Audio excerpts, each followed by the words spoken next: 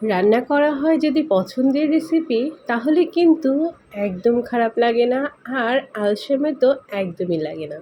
পছন্দের রেসিপি রান্না করতে কিন্তু বেশ ভালো লাগে, আর আনন্দটাও কিন্তু অনেক হয়। বাসায় এসেছিল এক দেবর, মানে ভাই। কী রান্না করব ভাবতে ভাবতেই মনে হলো যেন সে আমার পছন্দের রেসিপিটা রান্না করে ফেলি, মানে সর্ষে পটল কিংবা সর্ষে কাঁকরোল। আমি আজ সর্ষে পটল আর কাঁকরোল মিশিয়ে রান্না করেছি, মানে পটল আর কাঁকরোল দুটো মিশিয়েই সর্ষে দিয়ে রান্না করেছিলাম, যে যার পছন্দ মতো খাবে এর জন্য। প্রথমেই পটলগুলোকে ভেজে নিচ্ছিলাম হলুদ লবণ দিয়ে, তারপরে সর্ষেগুলো বাটা শুরু করেছিলাম। সর্ষে যখনই বাটবে মরিচ আর লবণ দিয়ে কিন্তু অবশ্যই বাটবে, এতে করে কিন্তু সরিষা তেতো লাগে না। এটা কিন্তু একটা তোমাদের জন্য টিপস। যখনই সর্ষে বাটো না কেন সাথে মরিচ আর লবণ দিয়ে বাটলে পরে সর্ষে খেতে তেতো হয় না। আমার ভয়েসটা তোমরা একটু ইগনোর করো, শুধু কথাটা শুনে যেও, কারণ ঠান্ডা লেগেছে এর জন্য স্বরটা একদম কনকনে আর কেমন যেন, যার কারণে কিন্তু কয়দিন ধরে আমি ভয়েস খুব কমই দিচ্ছি। যাই হোক, আমার পটল ভাজাগুলো কিন্তু হয়ে গেছে। এখন কিন্তু কাঁকরোলগুলোকে ভেজে নিচ্ছি। পটলগুলো কিন্তু আমি আস্তে আস্তে রেখেছিলাম, শুধু মাঝখান দিয়ে একটু ফালা ফালা করে রেখেছিলাম।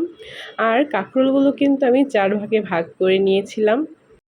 আগে কিন্তু আমি বাটা মশলায় একদমই রান্না করতাম না, মানে বিয়ের পর যখন নতুন বাসায় উঠলাম তখন সব গুঁড়ো মশলাই কিন্তু আমি প্যাকেট কিনে এনে তারপর রান্না করতাম।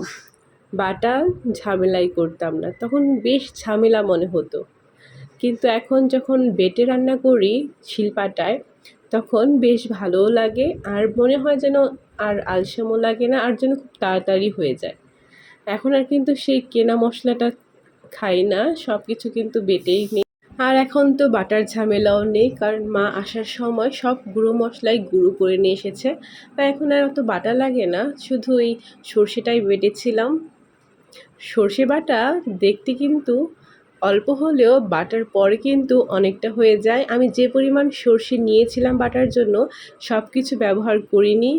অর্ধেক বাটা কিন্তু আমি ফ্রিজে আবার রেখেও দিয়েছিলাম, কারণ আমার বাটাটা অনেকটা পরিমাণে বেশি হয়ে গিয়েছিল।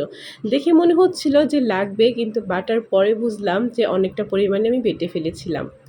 এই যে প্রথমেই এই রেসিপিটা কিন্তু আমার অলরেডি কোজাগরিতে দেওয়া আছে, তারপরে আমি তোমাদের সাথে আবারও শেয়ার করলাম। কিভাবে করলাম তাও একটু বলে দেই। সর্ষে বাটাটা দেখতেই পেয়েছো বেটেছি, তারপরে তেল গরম করে কালো জিরা আর কাঁচামরিচ ফোড়ন দিয়েছিলাম। একটু ভাজা ভাজা করে কিন্তু আমি সর্ষেটা দিয়ে দিয়েছিলাম বাটা, আর সাথে দিয়েছিলাম হচ্ছে একটু জল।